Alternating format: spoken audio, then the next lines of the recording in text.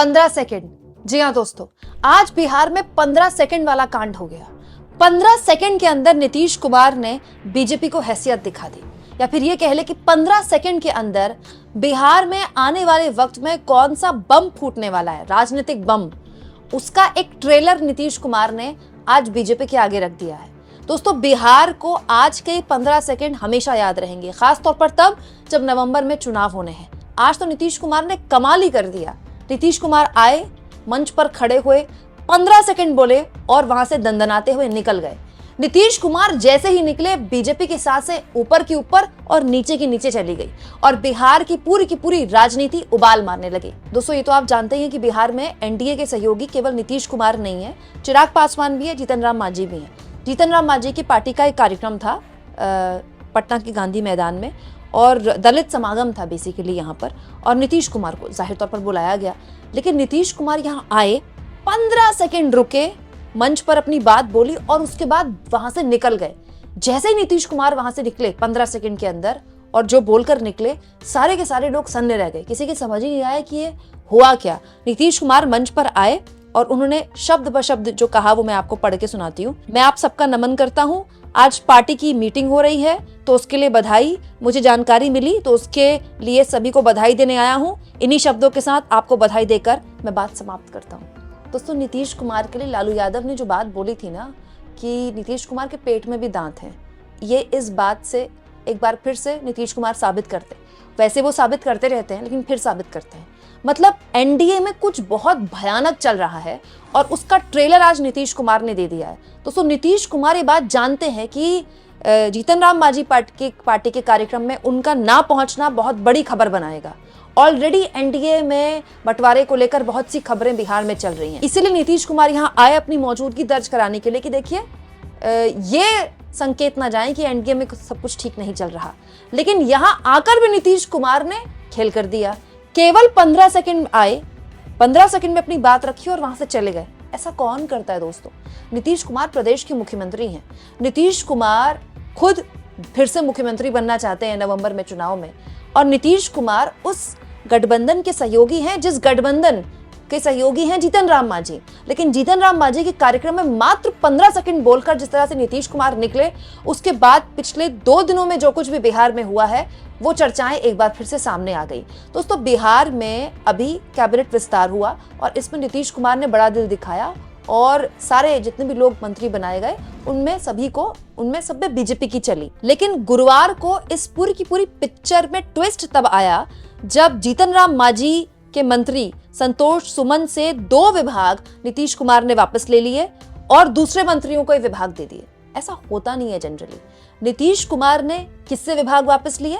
जीतन राम मांझी के मंत्री से, जीतन राम मांझी के कोटे से जो मंत्री बने थे उनसे 2 विभाग लेकर दूसरे मंत्रियों को सौंप दिए।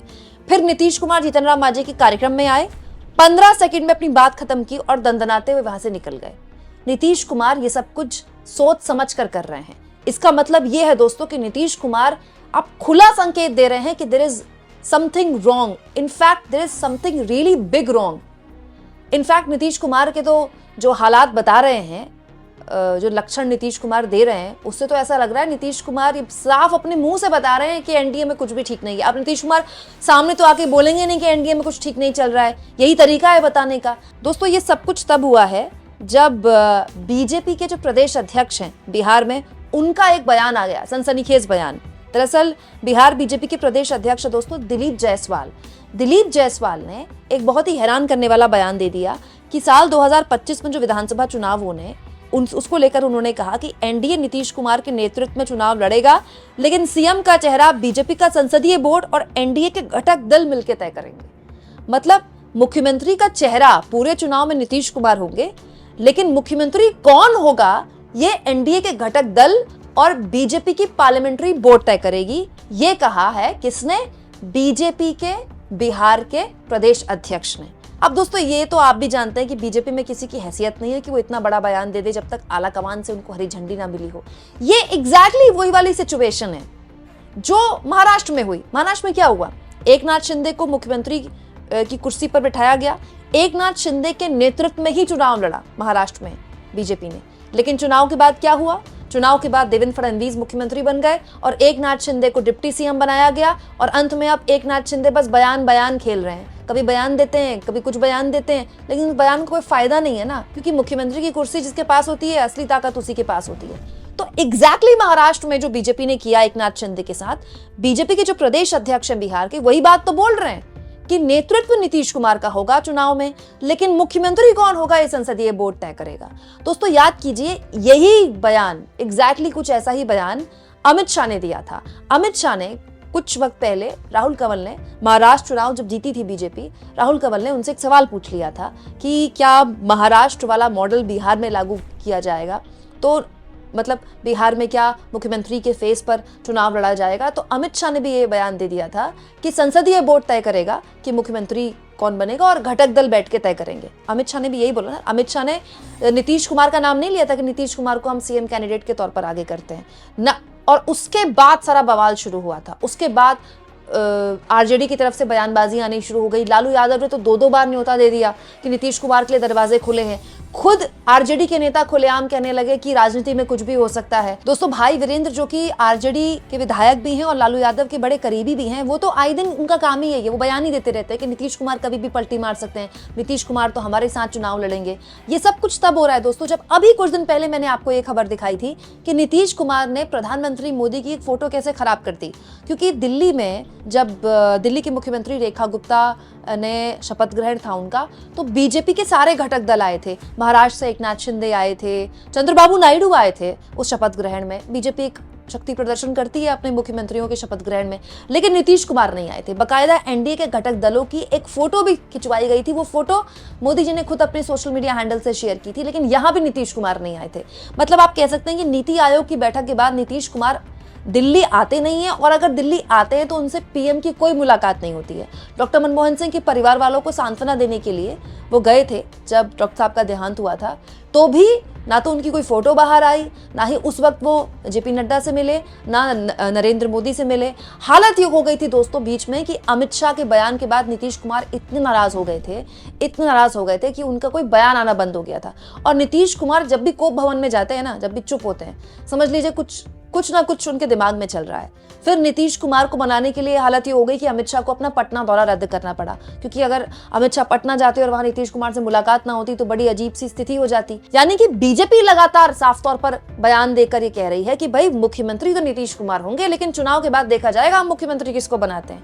वहीं पिक्चर में कौन आ गए हैं? निशांत कुमार, नीतीश कुमार के बेटे निशांत कुमार। एक्चुअली में कहानी में दूसरा ट्विस्ट यही आया, क्योंकि दोस्तों बीजेपी के दिमाग में और बहुत से लोग जो कि नीतीश कुमार की पार्टी से हैं और इन दिनों दिल्ली में ही हैं, मोदी जी के मंत्री हैं, उनके लिए ये भी कहा जाता है कि आजकल उनकी नीतीश कुमार से ज़्यादा अमित शाह से जम रही है और अमित शाह के साथ चाय वगैरह काफ़ी पी रहे हैं वो लोग। दोस्तों ऐसे बहुत से लोग जेडीयू में हैं जो ये चाहते हैं कि जेडीयू का अंत में विलय हो जाए बीजेपी में, और नीतीश कुमार के सेहत को लेकर, नीतीश कुमार की उम्र को लेकर लगातार बिहार की पॉलिटिक्स में खूब बातें हो रही है। तभी जुबान भी हो रही है, खुलेआम भी हो रही है। तेजस्वी यादव तो उनको रिटायर्ड और टायर्ड भी कहते हैं। नीतीश कुमार की तबीयत ऐसी है वैसी, ऐसे को लेकर तमाम बातें होती रहती हैं। तो इसी बीच इस पिक्चर में आ गए निशांत कुमार, और निशांत कुमार ने प्रधानमंत्री मोदी का नाम लिए बगैर बीजेपी वालों को एक मैसेज दे दिया कि नीतीश कुमार को सीएम कैंडिडेट घोषित क्यों नहीं करते हैं बीजेपी वाले। और ये बात उसके बाद जबरदस्त तरीके से बिहार की राजनीति में फैल गई। एक तरफ सोचिए निशांत कुमार कह रहे हैं कि हमारे पापा को मुख्यमंत्री का चेहरा घोषित कीजिए और उनके नेतृत्व में चुनाव लड़िए, और एक तरफ बीजेपी के प्रदेश अध्यक्ष कह रहे हैं क्या कि नेतृत्व तो नीतीश कुमार का ही होगा, उन्हीं के चेहरे पर चुनाव लड़ेंगे, लेकिन फिर सीएम कौन बनेगा या पार्लियामेंट्री बोर्ड तय करेगा या फिर एनडीए के घटक दल तय करेंगे। दोस्तों और इस पूरी पिक्चर में मात्र 15 सेकंड के लिए, केवल 15 सेकंड के लिए नीतीश कुमार जीतन राम मांझी के कार्यक्रम में आते हैं, अपनी बात बोलते हैं और उसके बाद निकल जाते हैं। क्या अब भी आपको लगता है कि बिहार में एनडीए के बीच सब कुछ ठीक चल रहा है? नीतीश कुमार लगातार दबाव बना रहे हैं कि उनको कम से कम 115 सीटों, जब टिकट बंटवारा हो तो कम से कम 115 सीटें उनकी पार्टी को मिले, क्योंकि नीतीश कुमार जानते हैं कि अगर कम सीटें मिली तो फिर कम विधायक आएंगे, और कम विधायक आएंगे जीत के तो फिर उनका मुख्यमंत्री बनना नामुमकिन है। और ये बीजेपी ने करके दिखाया है, महाराष्ट्र उसका जीता जागता प्रमाण है। इसके अलावा नीतीश कुमार के बेटे तो स्वयं कह रहे हैं कि बीजेपी सीएम कैंडिडेट घोषित करे नीतीश कुमार को, लेकिन बीजेपी इसके लिए तैयार नहीं है। यानी बिहार से आपको कभी भी कोई बड़ा खेला होने की खबर आ सकती है, क्योंकि नीतीश कुमार की राजनीति का हो सकता है कि यह आखिरी चुनाव हो। मे बी पॉसिबल है नीतीश कुमार का अपने राजनीतिक जीवन में हो सकता है कि आखिरी मुख्यमंत्री के तौर पर चुनाव हो, तो नीतीश कुमार क्यों चाहेंगे कि उनके रहते कोई और सीएम बने, और नीतीश कुमार क्यों चाहेंगे कि उनके रहते उनकी पार्टी किसी और की पार्टी के हाथों खेले। तो क्या लगता है आपको दोस्तों, क्या राजनीति के इस पड़ाव में और उम्र के इस दहलीज में नीतीश कुमार एक बार फिर से कोई बड़ा कदम उठाने जा रहे हैं? और अगर ऐसा हुआ तो बिहार की पॉलिटिक्स एक बार फिर से बड़े रंग दिखाने को तैयार हो जाएगी? कमेंट बॉक्स में जरूर लिखें दोस्तों, और जितना हो सके चैनल को शेयर करें, सब्सक्राइब करें, और थैंक्स और ज्वाइन के ऑप्शन से अगर आप चाहें तो कुछ आर्थिक मदद भी चैनल की जरूर करें।